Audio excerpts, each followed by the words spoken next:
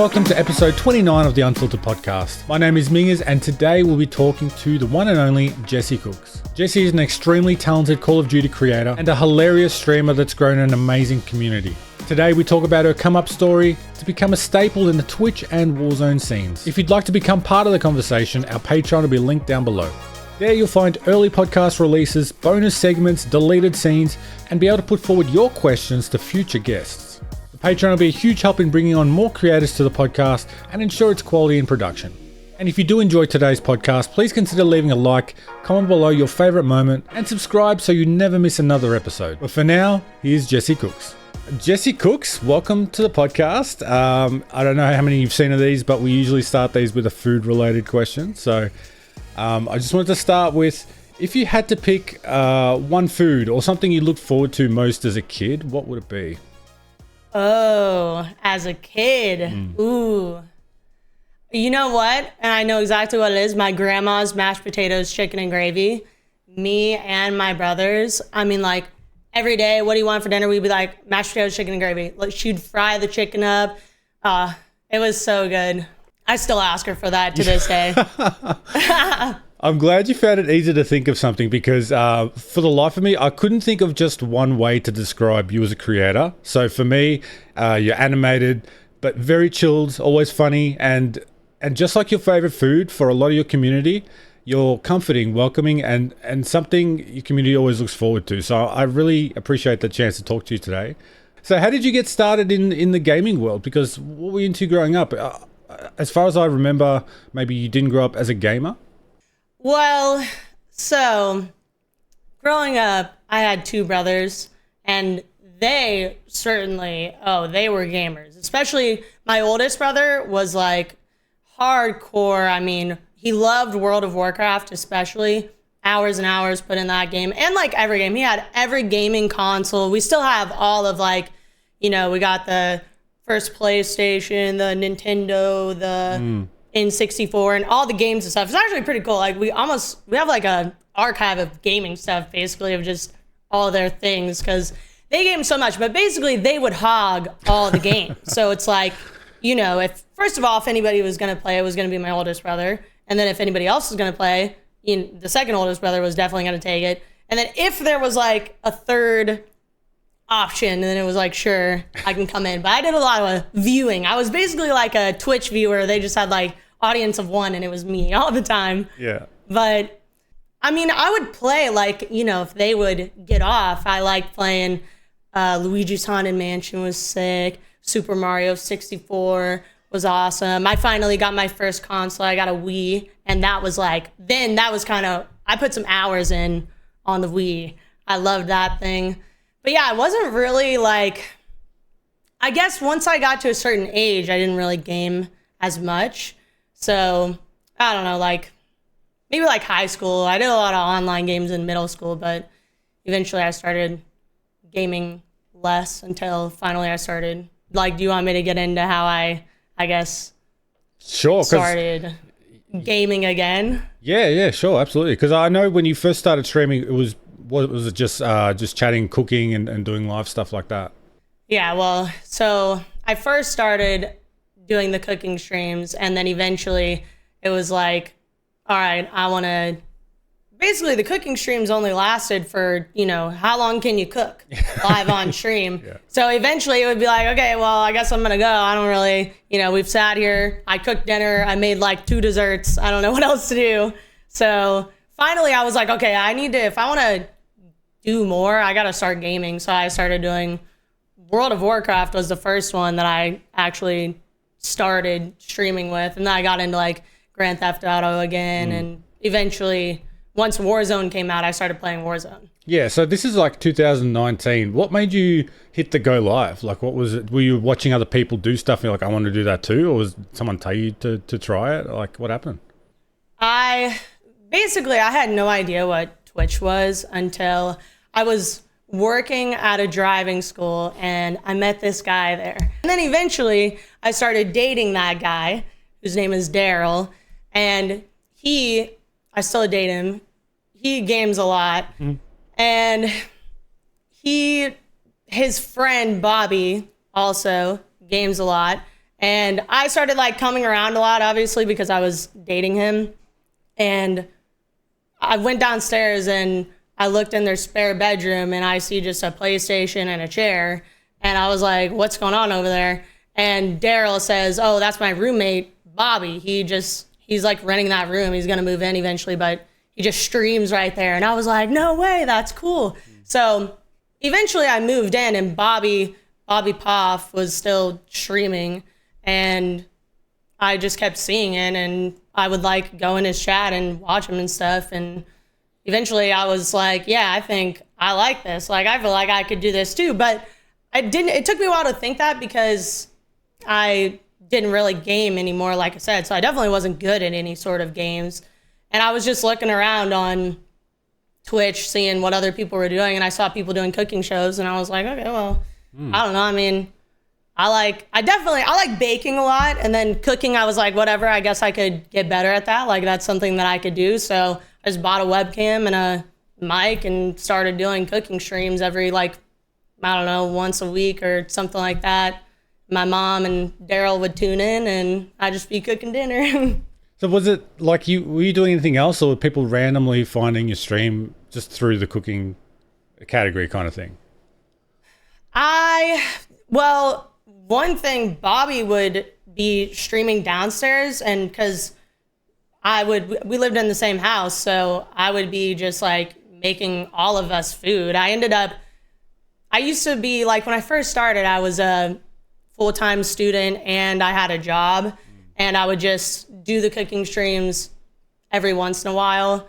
And then eventually Bobby let me start cooking for him. Like, he paid me to make him food. Oh, wow, okay. So, yeah, so I didn't have to work my job anymore, and I could stay home and cook him food and then do the streaming. So that made it so I could stream a lot more, and I started streaming, like, instead of once in a blue moon, I started streaming, pretty much every single day, all the cooking that I did. And Bobby would be downstairs and he'd be like, yo, guys, I'm going upstairs to get the food. And then he'd like come upstairs and grab the food, and like 30 people from his chat would come over and say what up. And it was just like, what's up? Here's the food. And so definitely I would say my first, how I got like 20 people watching me or something like that was for sure like Bobby being cool, just coming from downstairs to upstairs being like, what's up? So I would say, because I didn't really post. I mean, I posted on Instagram and stuff, but it was, just a picture of the food or whatever was going on. So I would say definitely my first, 20 people came from that. And then once I finally started doing the gaming too, I would bring my little, box computer from downstairs to upstairs and just play Grand Theft Auto for 8 hours. That once I started kind of grinding, I guess, and eventually I dropped out of school. I did 3 out of 4 years of college, and finally I was just like, you know what, the 4th year, I'm just gonna grind streaming and see if I can actually do this. So then I started playing for 12 to 18 hours a day. When I started doing Warzone, I was just basically playing for as long as I can and going to sleep and waking up and playing for as long as I can again. I think that just the grind, I guess, of streaming. I mean, I posted some stuff, but people would just stop by because I'd just be on for a really, really long time. They'd be like, wow, you're still gaming. And I was like, yeah, I'm still here. Was it because you'd loved COD? Because this is when Warzone first came out and a lot of people started getting into Call of Duty again. But were you doing that because it was a popular game or because you really enjoyed Call of Duty? The only other game that I played right before that was PUBG. So I played PUBG for 2 weeks.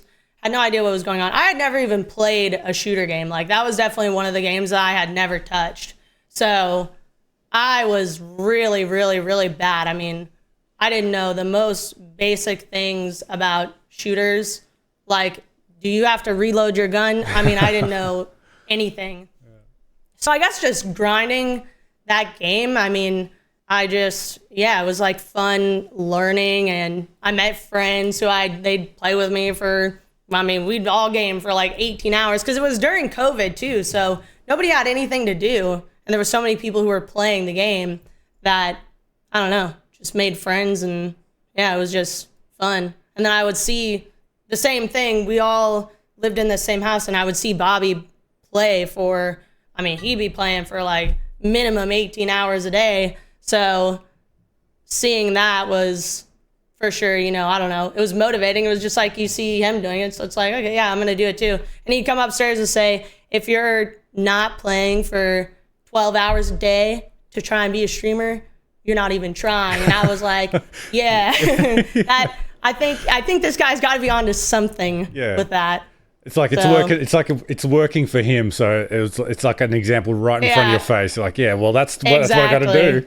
Exactly. And just like seeing the motivation of him to do it, it was like, okay, cool. Definitely some of that rubbed off, I would say. Yeah, because even now I know you go for mammoth streams. I mean, recently we were going to do the podcast a lot earlier, but you're on a 53 months long stream streak. It was insane. You did the oh my god, the Subfest thing. The subathon, the Subfest. I like that. That sounds cooler. Subfest. That sounds cool. My brain just then. But yeah, so you've got that ability to just like grind, and I really respect that too. And around that time, like early 2020, I think you started posting on TikTok. I went back and looked. Your first TikTok was just you feeding your dog a treat. Like it was just like completely random, just nothing to do with gaming. But I was like, I got to get on here. Just do something. Here it is. Yeah. But then you started posting the gaming clips and things like that. Was that something that you felt like you had to do, or just like it was like something you thought, oh, it's fun. I could try this and see what happens. I mean, I guess it was, you know, I really wanted to do it, and I knew that if you want to be successful, definitely one of the ways to do it is posting your clips places. So I tried at first. I mean, I was so bad at first that it was hard to get, you know, there wasn't a clip of anything, like unless maybe something funny happened, but then still somebody would just be like, what is this girl doing? Like, yeah, it was not great at first. So I wonder what my first clip is actually like. I mean, I looked it up. I didn't make a note of exactly what it was, but I know that you were definitely on mouse and key back then too. So how come? Yeah, I found that really interesting. Even though earlier you just said you were playing on the Wii, so that's obviously a controller. But then when you started gaming on the PC, it was obviously mouse and key. What made you go to mouse and key and then back to controller eventually? I started Warzone on mouse and key pretty much just because I didn't have any of my own setup still. I was using all of Daryl's things. So he had mouse and keyboard, and it was like, yeah, this is what I'm doing because that's what he's doing, and this is all his stuff. So that's just like what I learned on. And then eventually I started to do controller because I guess I just wanted to do something a little different. It was like I don't know, I would just occasionally pull out the controller at like the very end of Verdansk when Verdansk was leaving.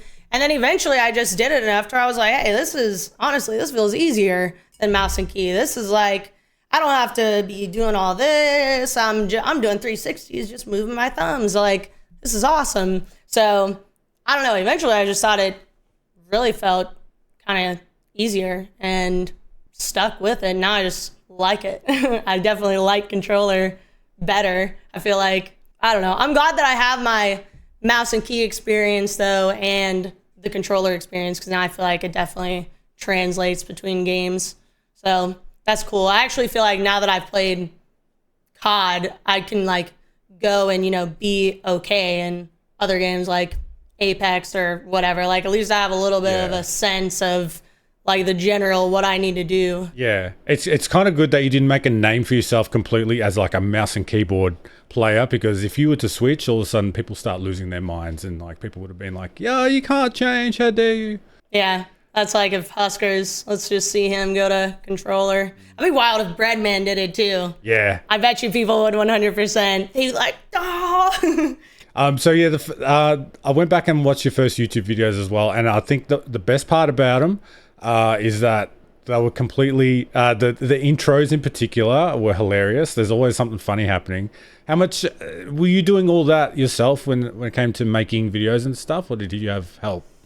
I think like when I very first started, I was doing it by myself, and then I had a friend who's still my friend, and he actually I've recently started having him edit my videos again, but he was just like, I'll help you edit your videos, and yeah, he helped me with them, and then it definitely wasn't like a very polished sort of thing. Like you said, I don't know. I'm a little, lost on the YouTube, I suppose. It's like, I don't know. YouTube is interesting. I definitely don't want to just post something and be like, here's my 40 kill game, Like I want it to be something funny or unique, and I don't know. That's something that struck me about, like, even like your clips and things like that. It's more like funnier, like this hilarious thing happened, or like a wild death com, or like you're just acting up to the character. Like, it's not like you're taking yourself too serious. Like, I have to drop 40 kills and get the most insane clips and things like that. Like, it's more like a laid back fun. Anything could happen. Like, you don't know what to expect. Yeah. Well, I guess it's cool if I get a good clip, then definitely it's like I want to post that. I was like, check this snipe out for sure. I like that too. But I think the main goal of mine, if I'm posting something, I'd like for it to be, something funny or whatever, something that could like brighten your day in any way, because I feel like that's the point of why I post anything. Like, I want to at least leave a little bit of a, positive mark on your day would be cool. That's what I kind of try to go for. I suppose as well, a lot of people post to socials and things to try and get people to come to their live stream. And if you're posting something completely different to the way you act on stream, it's probably like a false advertising kind of thing. But yeah, they come in and be like, this is I don't know what this is. This is not what I'm here for. Just leave. Yeah. Yeah, exactly. So do you get a lot of people that come through from your other socials and stuff like that? Like, do you notice people come in like, yeah, I saw your TikTok, I'm coming through? Yeah, definitely. I mean, I feel like nowadays most of the new people who come in are either, I saw your TikTok, or I follow you on Instagram, or whatever. I saw you on YouTube. Like, it's never really, I guess some people definitely see you, from, if they like watch similar people, they'll click through recommended or something like that. But I feel like most of it 100% is from either like TikTok lives. I noticed that helps a lot. A lot of people come through there, and then will come through the Twitch, and just posting on other stuff. Yeah. All right, so let's go back to 2020. It's around about the time I think you went full time. So was that like a planned decision, or did you finally reach a point where you're like, I could reasonably do this? I'm trying to remember even how that all came about. I think basically, well, like I said, I was making the food for Bobby, and that pretty much, I got like a very discounted portion of the rent that I had to pay, thank God, because, like I said, I was in school and all that too. So what were you doing at school, if you don't mind me asking? I was a business management major. Okay. With a concentration in talent management. I did 3 years. I was on my 4th year. But yeah, I just started grinding enough to where it was to the point like, okay, I don't really want to be in school anymore. Like, I'm sitting in school, and the only thing that I'm thinking about is, okay, how can I make this like grow more so that I could just do this? And I'm making this food for Bobby, but honestly, I'm starting to do better on my Warzone streams, and it kind of makes more sense. Instead of taking 2 hours to cook, I should just keep playing Warzone, because all my Warzone stuff is doing good. And I just started, like consistently having, I think around probably like 2K subs or something like that. And I was just like, yeah, I've done it for long enough now. I think it's time to just keep doing this. Yeah. Was there like a crossover from, you sitting in their class, business stuff and things like that? Anything that you look back on now, like, yeah, I've taken that kind of from school, like the business side of things, or anything like that? Honestly. No.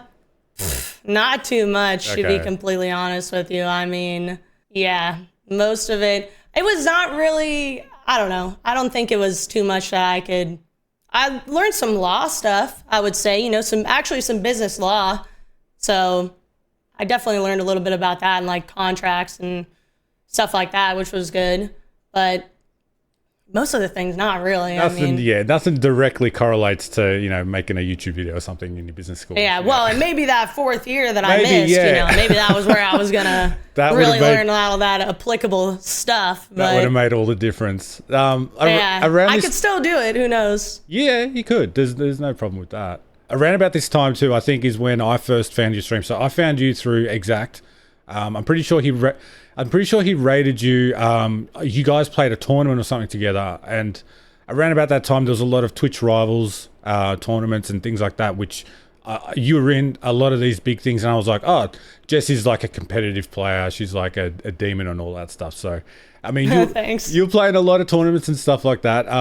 You know, was that something that you actively were like, yeah, I'm good enough to do these things, or was it just like the opportunity come up and be like, yeah, I'll play it? At first, I would just occasionally I would get an invite to something and I was like, oh, this is cool. I'm very excited to be in it. And then it was just like clear that, you know, I'm not going to win one of these things, you know? And I'm definitely a very competitive person. I think growing up with 2 brothers made me super competitive in a lot of things. So I was like, okay, I want to try to start to be better at this. And I guess I just had a little like competitive stint in me where I was just like, I want to get better at this and I want to try to win something. And I would do a lot of wagers. I just started like kind of dipping my toe more and more into the competitive scene, I guess, just doing wagers and then like trying to find somebody to do, you know, whatever co-eds or females or like switches. I just started going in all those things and I would get custom invites. I started getting actually like decent amount of invites to stuff during Caldera. So yeah, I was just like, okay, well, if I'm going to be doing these tournaments, then I might as well try to get a little bit better at the competitive side and do these like smaller tournaments, like Twitter tournaments and stuff like that, and just try to get better at it. So at least if I do get an invite, I'm not just sitting here like, I have no idea what I'm doing. It's like a different mindset from what I've spoken to a lot of people about as well, is when you get on a stream and you got to play a tournament. It's like different to getting on and playing the usual, you know, style of game that you play. So was that something you enjoyed, or did you feel like it wasn't quite right for you? I mean, I really like, part of me really enjoyed it. I like still to this day, like if I was getting invites to kill races and stuff like that, like that's fun to me. I like that. But I don't know, definitely I would say kind of just like looking at it from a business aspect, like for me, it's just smarter for me to focus on more content and do less tournaments, because in reality, me and like 2 people that I scraped together who've agreed to play with me that I've never played with before, how well are we really going to do against like Joe, Woe, Breadman, and Skullface, you know? Like, it just kind of, still if I get like an opportunity to do something, I'm definitely down to do it, because like I said, I like competing, but I'm not really actively searching to do that anymore, just because I feel like, and I just saw other people too who kind of focused more on content, and it just like worked out a little bit better for them, I guess, you know? Like, because if you're doing this full time, it's kind of, if I'm not winning a lot of tournaments, then that's probably not very smart to focus my time there. Hi, we'll get back to the conversation in just a second, but you know what else takes just a second? Checking out our Patreon. There's no way we can get through everything there is to know about a creator in just an hour. So if you want more of the conversation, you can find bonus segments, comment reactions, and more on the Patreon page. There's opportunities for you to ask questions to future guests, as well as access some Discord exclusive perks. It's simple. If you want more from your favorite people, come check out the Patreon page. This show is entirely self-funded, so any support helps secure future episodes and ensures its best production possible. You can find the links in the description below. Thank you again, as always. But for now, let's get back to the conversation. So you did end up signing with the Mutineers. Can you tell us how that came about back in the day? That came about, she messaged me and she was like, I think that I could help you sign with the Mutineers. And I was like, okay, that sounds good. I feel like that would be cool. That was when I was also competing a lot. So I honestly think that like signing with the Mutineers kind of gave me a little bit of like legitness, I guess, where I got some more invites and stuff like that. Like I feel like that did help me get things like that. So that was cool. Yeah, and you managed to have your own tournaments and stuff too, as like the figurehead of a major tournament. Boom TV actually, again, Boom TV, shout out Boom TV. They are like the first organization or that allowed me to be in their tournaments. You know, they sent me an invite and I was like, oh, this is awesome. And I don't know, I really like the people over at Boom TV. That was what that was through Boom TV. That was super cool. Shout out Boom, shout out Zeta. He's so super cool. What's involved in running a tournament like that? Obviously, you're not the admin or anything like that, but what kind of position? What do you have to do in that situation? The way they did it was very easy. I mean, they took care of pretty much everything. They were just like, "What kind of tournament do you want to do?" And I said a 2v2 co-ed, and that was it. Like they pretty much did all of it, which was very cool. So you got to choose the format and everything like that. Yeah. Oh, that's cool.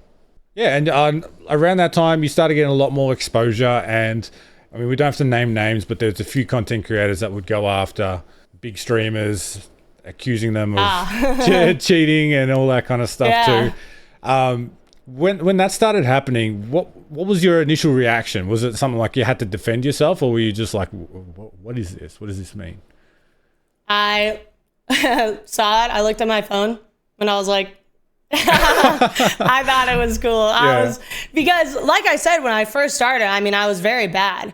Like the people who would come in my chat would be, they would just be saying, wow, you're bad. Like you're terrible. And that was most of the comments that people would say.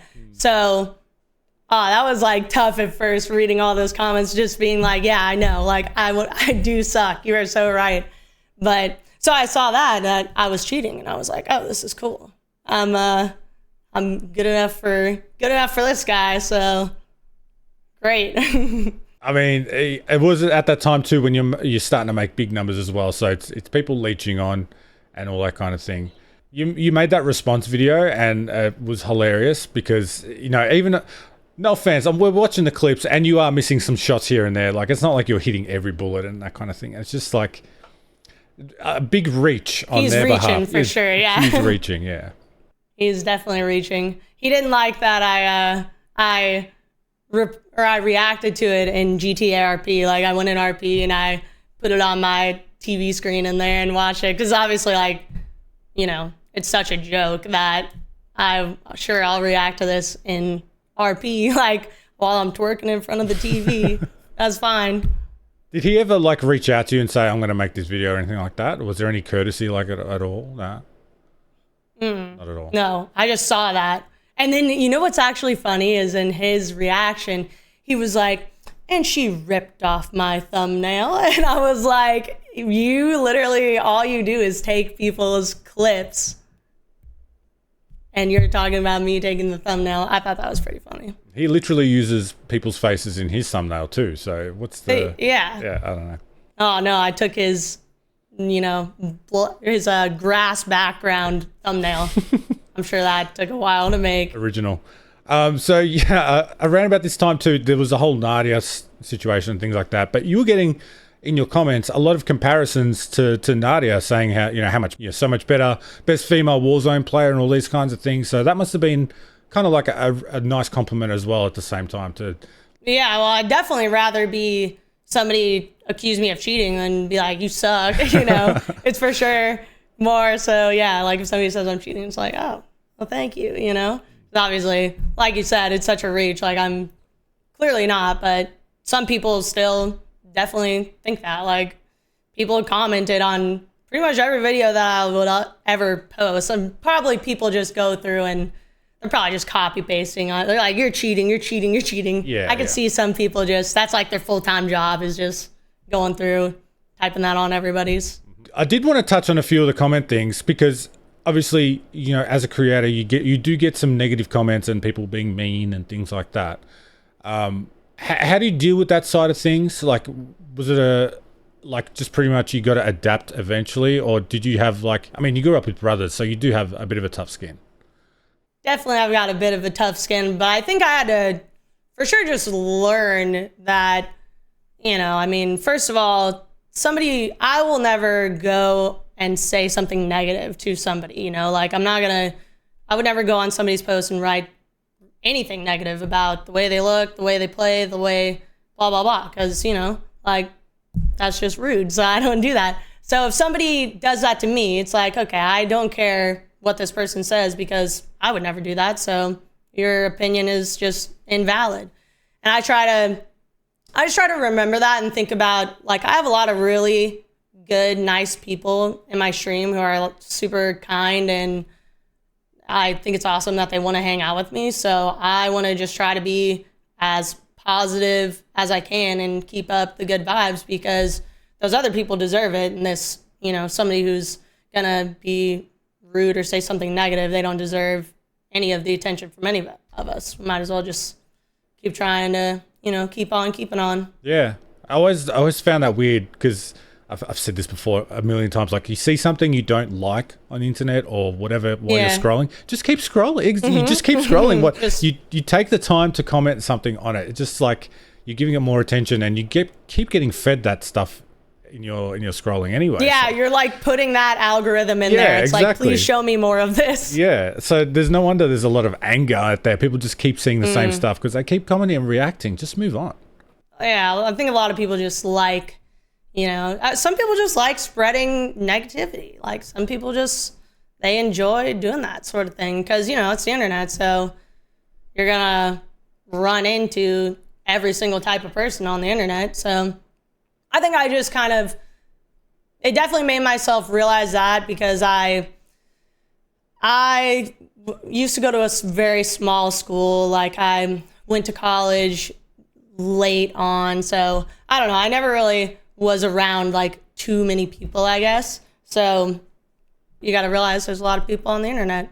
Yeah. There's a lot of stuff going on. I guess you're pretty like independent in that you don't need other people's validation or whatever to feel like you're okay. Like, you're okay vibing on your own. Well, yeah, I feel like you got to be, if you're doing this, you got to just be okay with who you are, and just like, because, you know, I'm basically what I feel like a lot of people who are doing this are doing. It's just you're putting yourself out there and your personality and everything about you, and hopefully people like that. So I feel like the more genuine you are, then the better. Yeah. I did want to ask this. I'm not trying to say that people come in and saying nice things is a bad thing. We love people that come in and give compliments and nice things. But is there a point where some of the maybe first-time chatters or someone saying something a little too nice gets a little too creepy? Like creepy sort of repetitive compliments and that kind of thing? Yeah, well, it depends exactly, I guess, what you're saying. Like, if you could think of it, somebody has said it. You know, like, I've streamed a lot of hours at this point.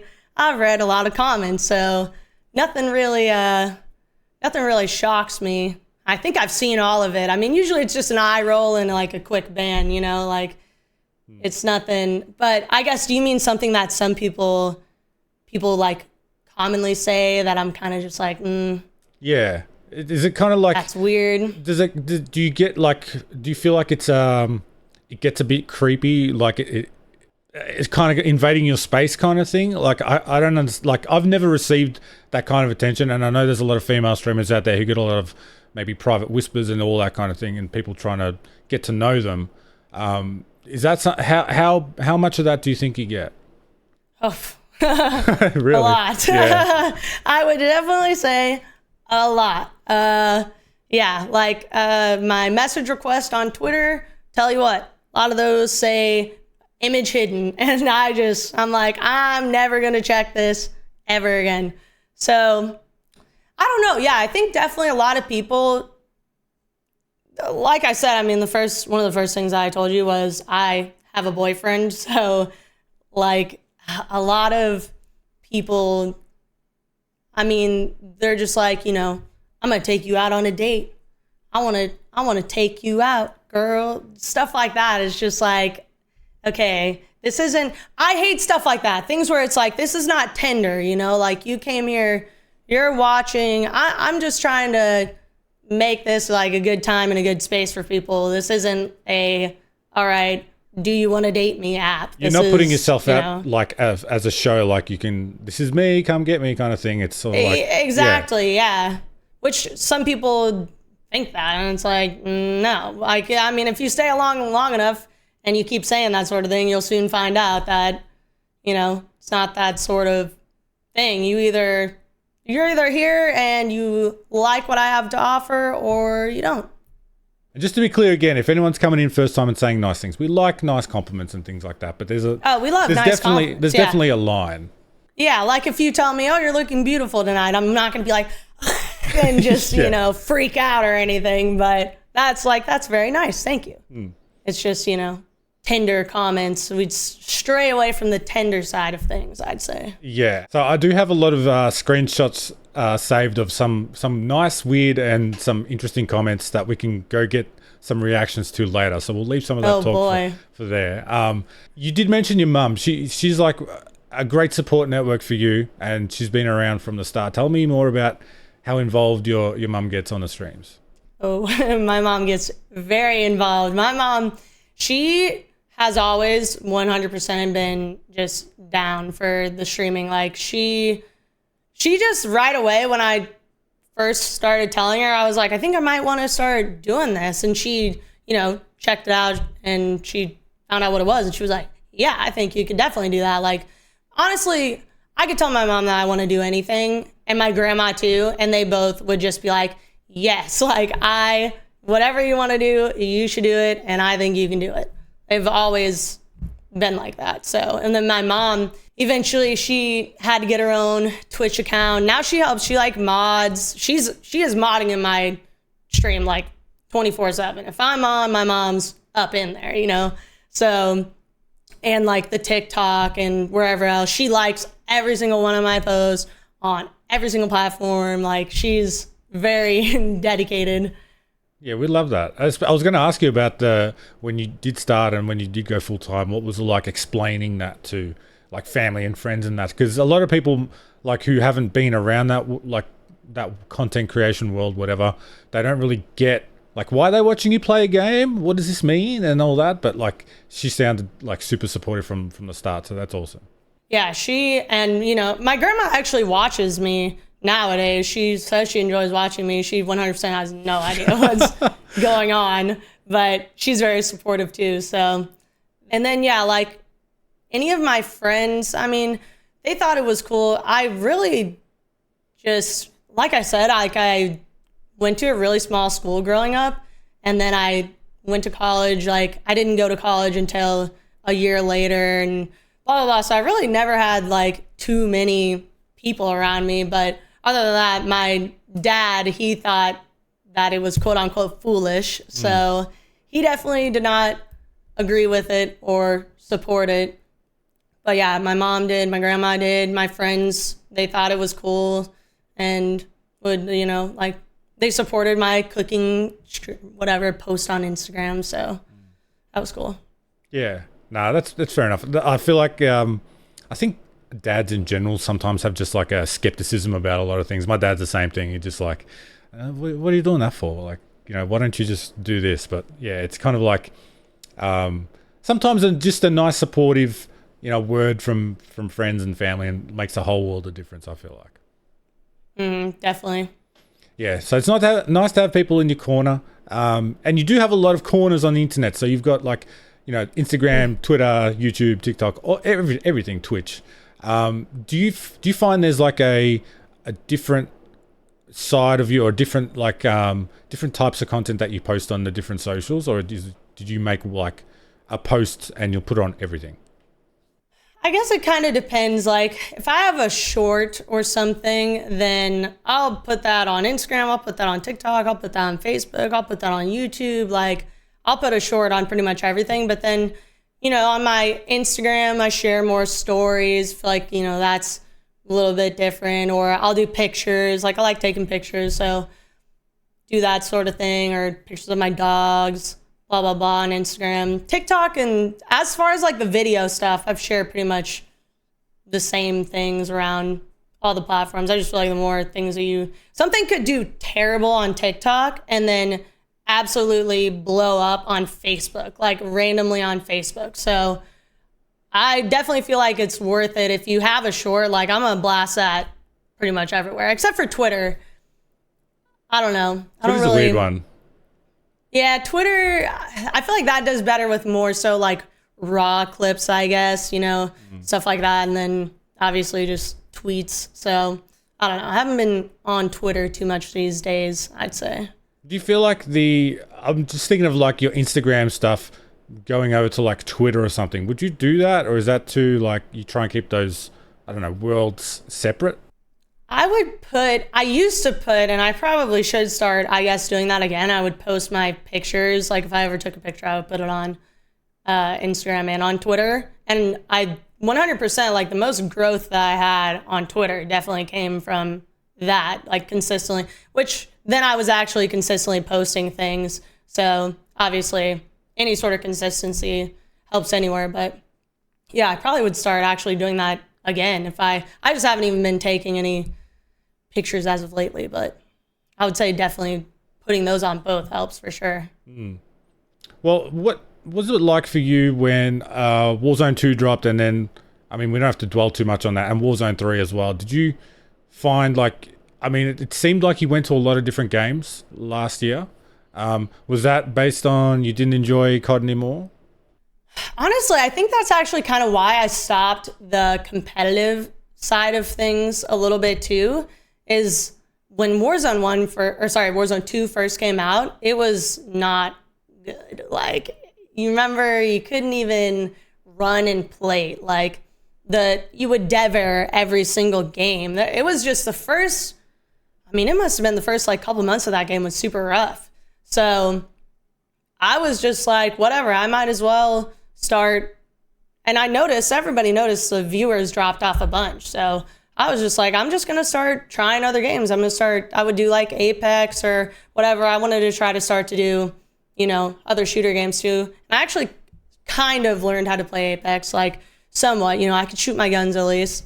And yeah, I enjoyed that. I mean, I like playing other games. Now that I actually know what I'm doing on these shooter games, I like playing other shooters and learning what's up with them. I'd like to hopefully eventually keep playing other shooters, and I just like learning these different games. Like, it's cool. There's so much of a difference between COD to Apex to PUBG. It's just, I don't know. There's a lot of I like crossover. at least knowing. Yeah. Yeah, and it's like, I want to know, like, if other people play these games and they really like it, then how am I supposed to know if I like it if I'm never going to go try it? Exactly. Because if you really think about it, someone like playing one game from say 2019 to like now, it's 5 years of just playing Call of Duty. It can get very tiresome, and although like it's your job, so it's kind of like a balance between what works and what I enjoy doing. So is that something that you take into consideration, like the fall off or like maybe potential growth by playing other games? Definitely. I mean, I'm not somebody who's, honestly, I feel like probably most other people, like even if you have, 1,000 people watching or whatever, if you switch to another game that you don't usually play, like if I play Warzone, I get definitely more viewers than if I play any other game. So, and this is something that I want to do, or I do full time. And to do this full time, I got to do what works basically. So I 100% try to keep on, at least like a certain amount of COD. And that's what like all my content's based around. So, it's kind of like, the niche, I guess, is focusing on this one game. But then I try to add in times where, I play Apex or I play like a scary game or something like that. I definitely try to do that. I know some people just 100%, they're like, I will only play Warzone. This is it. Like, I am Call of Duty. But I think it is fun to at least occasionally just go goof around on something. Yeah, especially I think if people are coming to watch your gameplay or whatever for you, like it's your personality that they're coming for, most of your core community will stick around and whatever you're playing, they'll enjoy. Yeah, well, most of them actually, they love it when you go play something else. If it's somebody who's really part of your core community and is there for, I have a lot of people, I just spilled all my water. I have a lot of people like that in my stream who it's they're going to be here no matter what because they like hanging out with me. And they enjoy it if I go play another game, like a scary game or something like that. Because, you're going to have it's just a different time. You're going to be doing something a little different with these people who just like hanging out with you. It's like, oh, yeah, of course they want to be here for that. Yeah, exactly. It's like seeing your reaction to a scary game sometimes is just hilarious. And yeah, exactly. It's not something you can get playing Call of Duty all day. Yeah, and it's like going, you go do something fun with somebody and you have the best time ever. You're like, oh, that haunted maze was super cool. Or we went to the amusement park this day and it was sick. I kind of feel like it's like that, every once in a while you want to throw a little spice in there. So you mentioned the doc as someone who inspired you back when you started. Is there anyone else now that you look up to or you take inspiration from, whether it be for content, for gaming, for just even life stuff? Well, I feel like I'd have to say, as just a grinder, you got to say Bobby Poff, because he streams so much that it's crazy. So I would say that on grinding and consistency. I have a lot of people that I look up to for different reasons. I would look up to, I was actually just finished your podcast with Breadman, and I like he's so positive, yeah. I watch him play and I'm just like, wow, this guy, I watched him lose a solo nuke to this person who was just sitting camping on the first box to open. And I was like, I would have, and he went through so much to even get to that point. I was like, oh, I would have lost it. Yeah. Which it's kind of funny because I also Slater. I think Slater actually, I look up to he's just funny. The content that he puts out, it's always funny, and he does a good live too, his kid voice changer thing. It's just, I don't know, he's just good at doing that and going in. That's a completely different thing, going in with random people and basically riffing off these random people. I don't know, I think that's cool and fun to watch, and the videos that he produces are actually genuinely make me laugh. Yeah, because there is I went through, obviously much smaller scale, but I went through that when I first started streaming myself, and I was I watched back a VOD and I was raging at whatever was happening in the game. And it's nobody was watching me at the time, but I look back on that and it was genuine upset rage. So it was I don't like watching myself do that. That's an ugly look.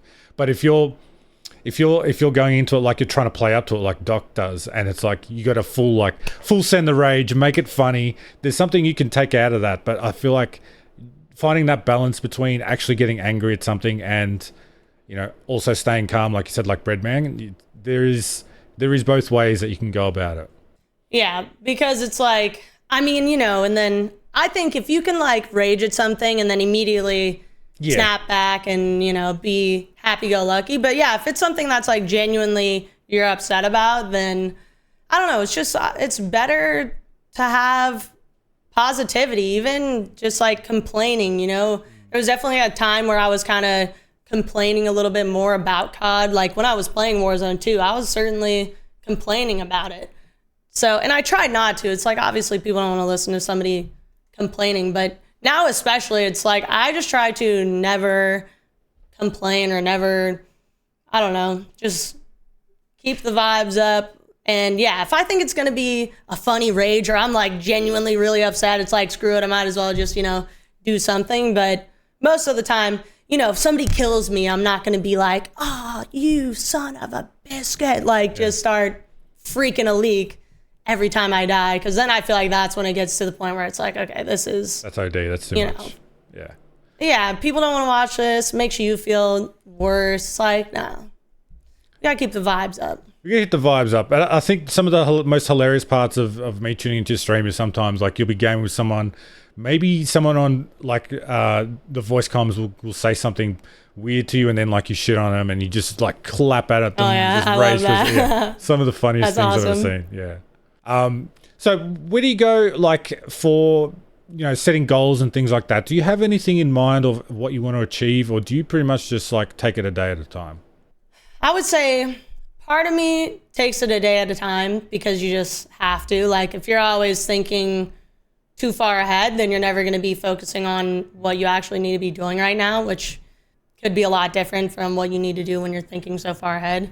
So I would say I always take it a day at a time, but then I kind of just, I guess, I mean, you really never know what's going to happen. So I'm just trying my best every single day, and hopefully it gets to a point where, you know, I definitely want to grow more. I definitely want to reach a wider audience. I really think my biggest thing is I want to be like a bright light in somebody's day. I want to make somebody's day a little better somehow, make them laugh or whatever, just be nice to them, or like be somebody who's there for them and cool, whatever it may be. I want to leave a little bit of a positive impact. So I think the more people that I could, you know, reach to do that, the cooler it would be.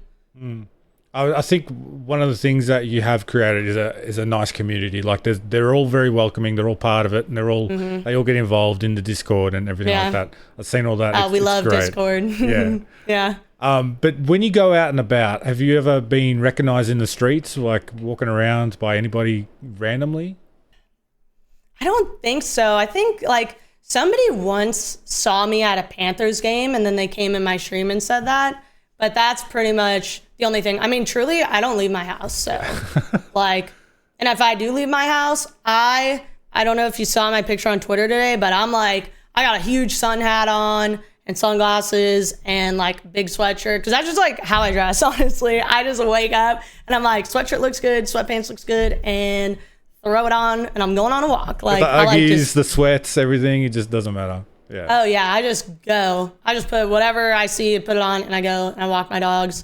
And that's really, I don't do very much outside of that, you know? Like especially, I feel like if you're gonna be a live streamer full time, I mean, you gotta be streaming a lot. And you know, I just did a 42-day subathon. Like I was just here sitting in this chair for 42 days. So I don't really go out that much. And that's fine with me. Like I like staying in, I like gaming and streaming. So it works out. I mentioned the subathon as well. Well, I called it Subfest, but subathon earlier. That it was like insane how long it went for. When you started, like I know you've done those before, but do you have any idea like how long you expect to be on when you approach those sort of days? I had done a subathon. That I think was my third annual New Year's subathon, and I had done some before that. And the longest that one lasted was 3 days. So I guess in my mind, I was like, maybe, and I set a sub goal that was max, that would have been 14 days. And I was just like, maybe we'll get to a week. I thought a week was a stretch. And it just kept going, and it would get down to 10 minutes and I would be asleep. I put my bed right in front of me where I'm sitting, and I would just at night turn my camera around and like go to sleep right there. And I guess there was times where I'd be asleep and it would get down to 10 minutes, 20 minutes. And then somebody would just come in and they'd be like, no, this cannot end. And they'd save it. And then there was some people who would come and just drop like insane gifteds where then it was like, okay, now I'm on for 3 more days. Like I would think it's going to end. And then it's like, boom, no, you're here for 4 more days. So lock it in, Jessie, you know? And that just kept happening over and over and over again. And then until like one morning, it just ended. Wow. It was crazy. I can't imagine. I woke up and I was like, wow. Like having the schedule cleared. Like you got to clear no appointments, nothing, no one come over, all that kind of thing. I think the wildest thing, we mentioned it when we chatted before, was that you were sleeping on camera in front of people. And I was like, I don't know how you could sleep in front of people. I would feel so like paranoid. But you had to wear socks. Yeah. But you had to wear socks. You had to wear socks. I could not let those dogs out for free. That's for sure. That was one thing I was like, I'm not giving this up on the subathon. I'm not giving the dogs up. But yeah, I mean, people would say to weird stuff while I was asleep, honestly. Oh, really? Okay. Oh yeah, for sure. And they thought it was weird that I was sleeping on stream and blah, blah, blah. But honestly, the way that I look at it, it's like I said, I really care about this community that I have built. And it's like I just feel like we're having a sleepover. It was like a 42-day straight sleepover. We were just hanging out.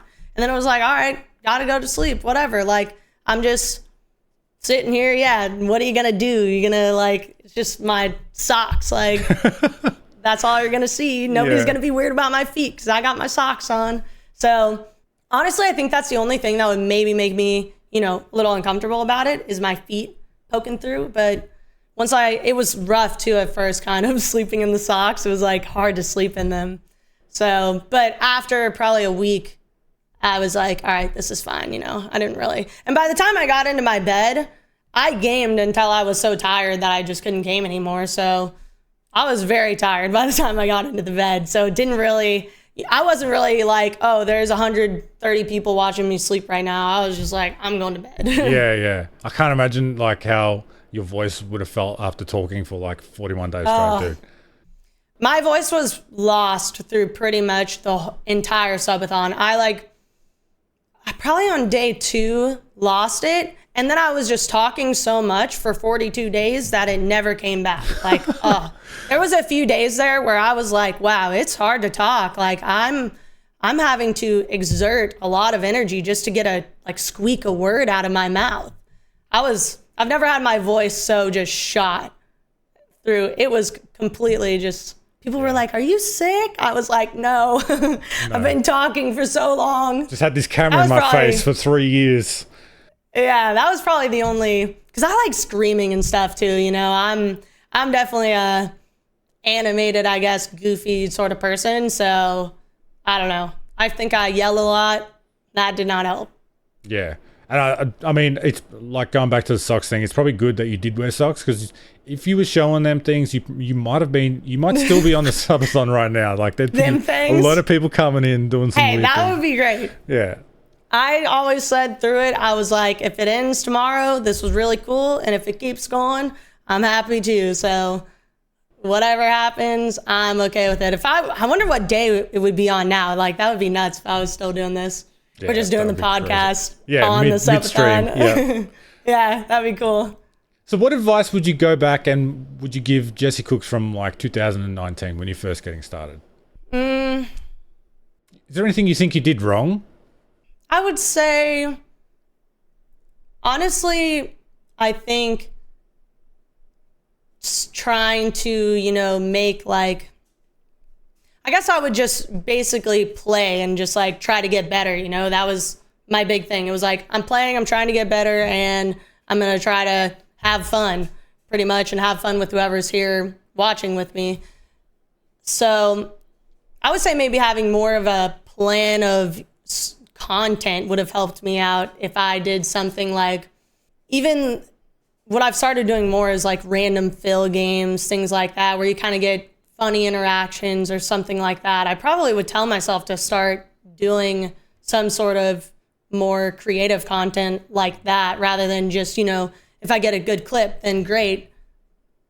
More so, try to get funnier things or whatever. I would tell myself that, and then also just tell myself just consistency, keep going, those two things. Consistency and keep going. I mean, you're definitely doing that now, right? It's not do you have any other goals or sort of focus points that you want to get better at that you're thinking of right now? Yeah, I would, since my subathon, during the subathon kind of wasn't posting as much content because I was really just focused on gaming for God knows how many hours a day. And I didn't expect it to last that long. So that kind of halted a little bit the content, pushing out the content side of things. So I'm just trying to do more content and be more consistent, getting on. I'm trying to get on at the same time every day. I'm notoriously late. So I'm trying to fix that. I want to be on time more and actually on at the same time every day. And I'm still, I guess, just, trying to be more consistent in everything that I'm doing. I think consistency is key with a lot of this. Consistency and just making things. I want to make things that I would want to watch myself, I guess, is my ultimate goal. It's like, yeah, would I enjoy watching this? Like, is this something that I want to make things that actually people want to spend their time on? You know, it's like a fun use of their time. So that's a great piece of advice. I mean, not only for yourself, but for anyone else starting. When you think about it now, would you say that the way that you've gotten to where you are now, someone else could do the same way? Or do you think things have changed? Like the way, if someone was getting started now, they'd have to approach things a different way?